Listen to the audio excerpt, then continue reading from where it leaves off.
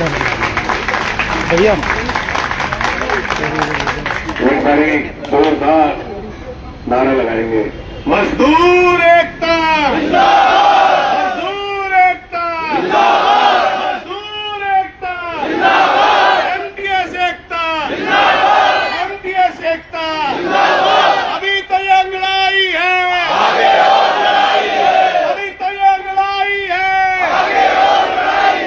लड़ेंगे, जीतेंगे, लड़ेंगे, जीतेंगे, लड़ेंगे, जीतेंगे।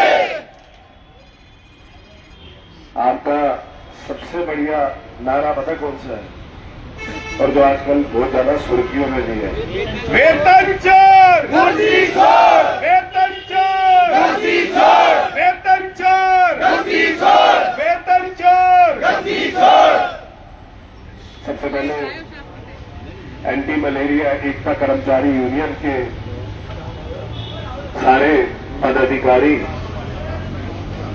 मदन प्रकाश जी, मदन पाल जी, देवानंद शर्मा जी, मधु बाला जी, रामपाल जी, धनेन्द्र जी, जितेंद्र कश्यप जी, आप सबका तहे दिल से बहुत बहुत धन्यवाद, बहुत बहुत शुक्रिया। एक बात बहुत अच्छी लिखी हुई थी यहाँ पे, अंबेडकर साहब ने कहा था, शिक्षित बनो, संगठित रहो और संघर्ष करो। आपने ये सब करके दिखाया, यानी कि आप डॉक्टर बाबा साहब भीमराव अम्बेडकर के पश्चिमों से चलने वाले लोग।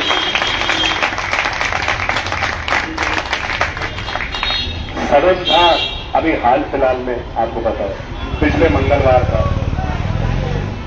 मंगलवार को सदन के अंदर हमें काली पट्टी पहन के गए थे। हमने बताया था कि ये दिवाली काली दिवाली है, क्योंकि हमारा कर्मचारी बिल्कुल भी खुश नहीं है और दिल्ली की जनता को जो नुकसान हो रहा है वो आप लोगों के अहंकार की वजह से हो रहा है। इन्होंने कहा कि कमेटी बनाएंगे। मैंने वहां पे खड़े होकर संबोधन में कहा, कमेटी बनाने की क्या जरूरत है, पूरा हाउस बैठा है, यहीं पे कर्मचारियों को बुला लो, उनमें से रिप्रेजेंटेटिव बुला लो, यही फैसला कर देते, आज ही आज फैसला कर देते, आज ही आज खत्म कर देते। जिंदाबाद, जिंदाबाद। नियत जिसकी होती है तो वो वही बुला सकता है, दिक्कत की क्या बात थी। लेकिन इन्होंने कहा कि कमेटी बना के हम 24 से 48 घंटे के अंदर फैसला कर देंगे। मैंने कहा कि ये मिनट्स में लिखवा दो कि आप कमेटी बना के 24 से 48 घंटे के अंदर फैसला करा दोगे, लेकिन फिर भी नहीं लिखवाया। मैंने कहा जी ये कमेटी आप एक झुंझुना दे रहे हो, जिस व्यक्ति ने करना होता है वो व्यक्ति हाथों हाथ हल निकाल देता है। कमेटी क्या रिकमेंडेशन भेजेगी, कमेटी भी ये रिकमेंडेशन भेजेगी जी उनकी 3 डिमांड्स है, हम भी आपसे ही कह रहे हैं 3 डिमांड्स है जी।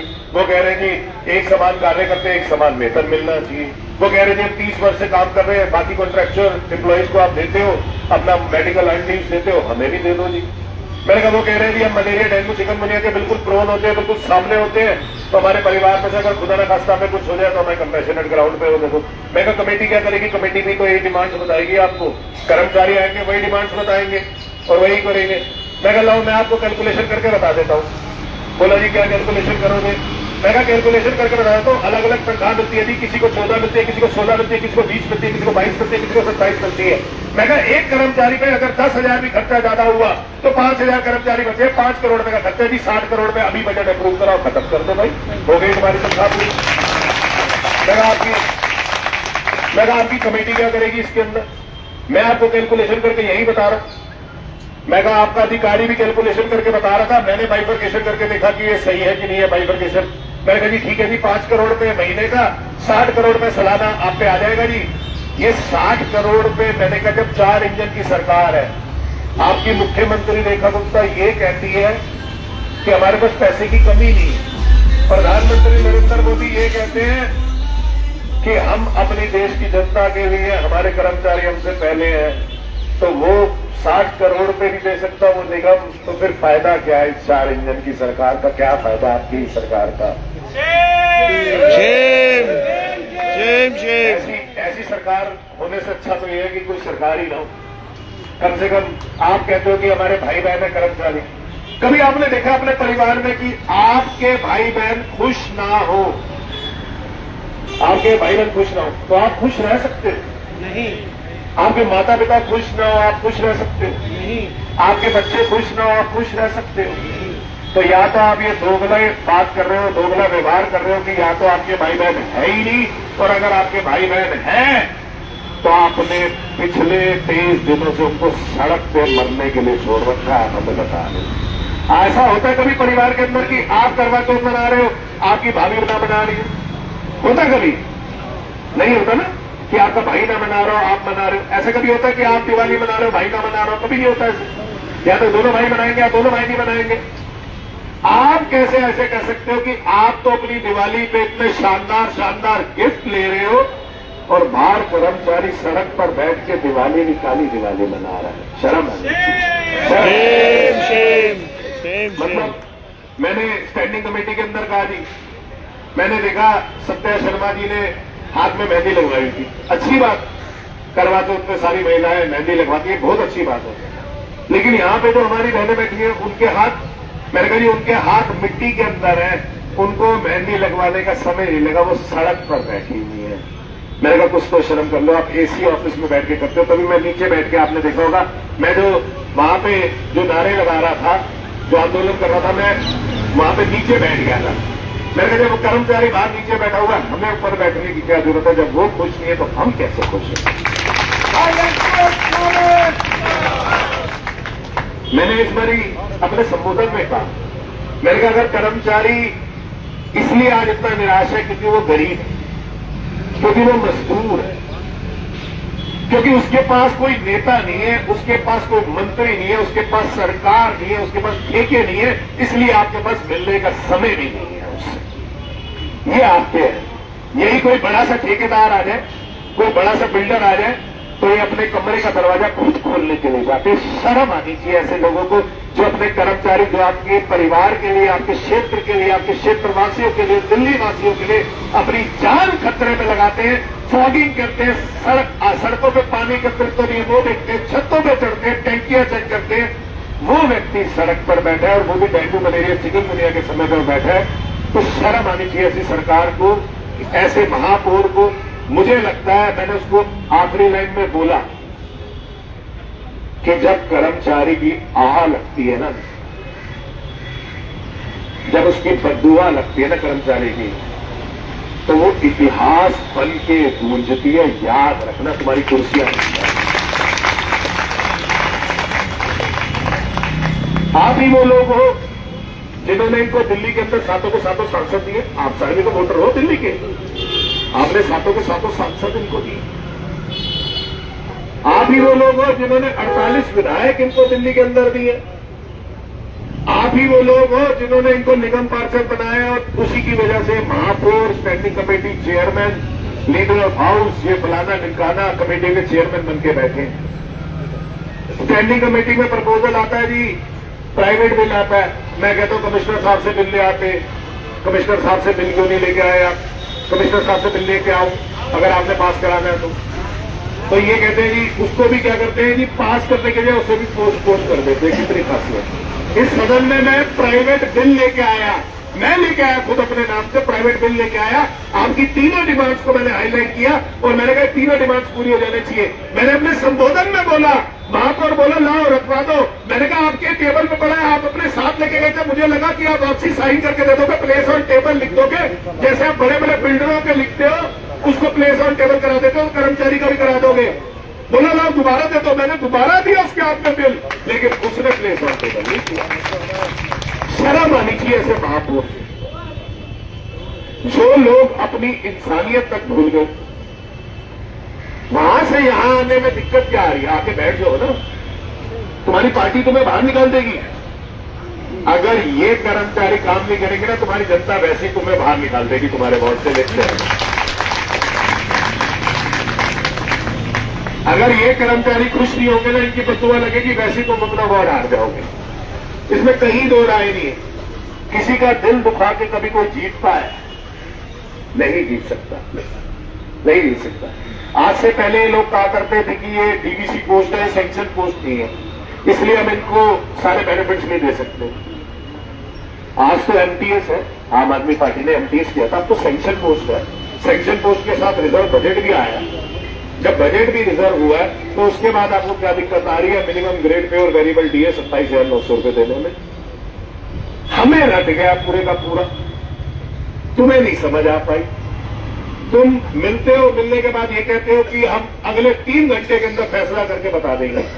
वो 3 घंटे छोड़ो, मैं कह रहा हूं 23 दिन हो गए लेकिन आपसे फैसला नहीं निकला।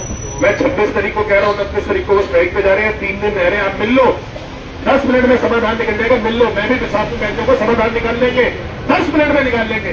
लेकिन नहीं, 10 मिनट नहीं है महापौर के पास। मतलब इतना कर्मचारी, इतने परिवार बैठे हैं। मैं एक बच्चे का आपके यहाँ पे इंटरव्यू देख रहा था। वो बच्चा ये कह रहा था मैं अपने पापा के साथ आया। बोले पापा ने त्योहार पे घर नहीं आया तो मैं भी आ गया साथ में। आप एक बात बताओ, इससे ज्यादा दुख की बात क्या हो सकती है? मतलब मैं एक इंसान, अगर मेरा बच्चा आके यहां पे गए कि पापा घर नहीं आ पा रहे इसलिए मैं भी त्योहार पे आके बैठ गया, सोचिए बच्चे तो भगवान का रूप होते, उस भगवान का भी कितना दिल दुखा होगा उस टाइम वो बोलते हुए। मुझे लगता है कि ये लोग कितने निर्दयी हैं। मतलब दिल है क्या? वो वीडियो देखते हैं कि उस बच्चे ने जब कहा कि मैं त्योहार पे अपने पापा के साथ आया हूं क्योंकि पापा त्योहार पे वापसी नहीं आते, घर नहीं आते, 4-4 दिन से घर नहीं। भाई ने कपड़े नहीं पहने। मैंने देखा कि धनतेरस पे आप सब लोगों ने ऊपर शर्ट नहीं पहनी हुई थी, इन लोगों को फिर भी शर्म नहीं आया। मतलब ऐसे महापौर का हमें क्या फायदा? देखो मैं भी अगर इसकी बजाय होता, मैं कह रहा हूं ये चीज मेरे पे भी लागू होती है, हर एक इंसान पे लागू होती है, हर एक नेता पे लागू होती है, हर एक पार्टी पे लागू होती है। जो व्यक्ति जनता का नहीं हो सकता, जो नेता जनता का नहीं हो सकता, जो नेता कर्मचारियों का नहीं हो सकता, उस व्यक्ति को राजनीति करने का कोई अधिकार नहीं है।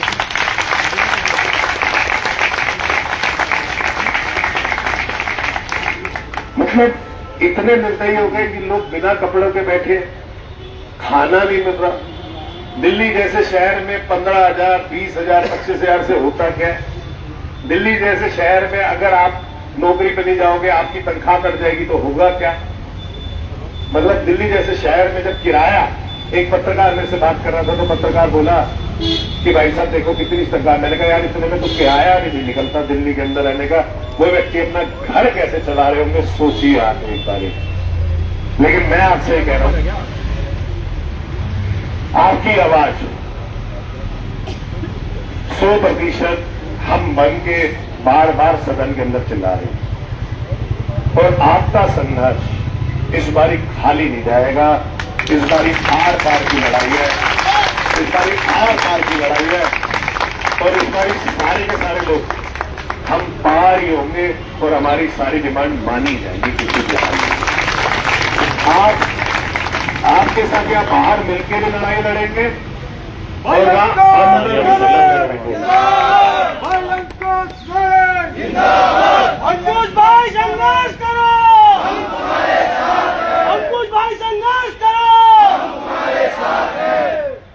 आपकी लड़ाई, नमस्कार, आपकी लड़ाई यहां पर भी आपके साथ लड़ेंगे और आपकी लड़ाई मैं आपसे वादा करके जा रहा हूं, मैं वादा करके जा रहा हूं आपसे फिर से।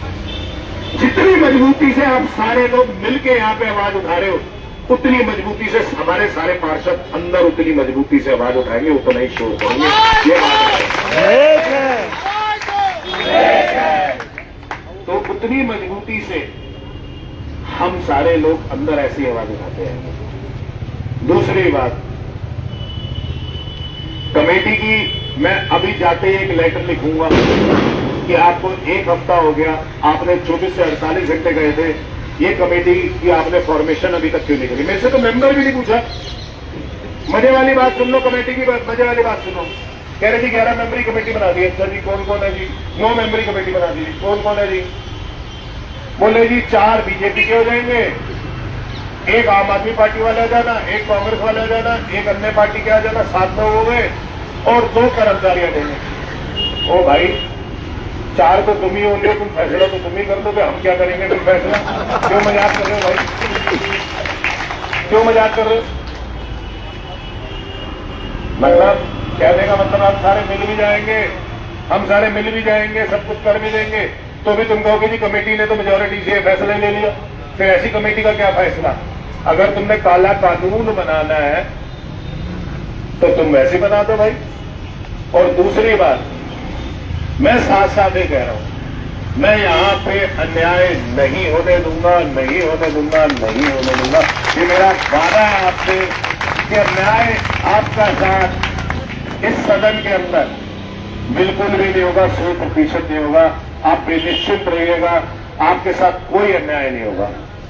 तो हमारे किसी कर्मचारी को नहीं है सामने? हाँ, तो कर्मचारी को कह देना यहां पे आ जाना।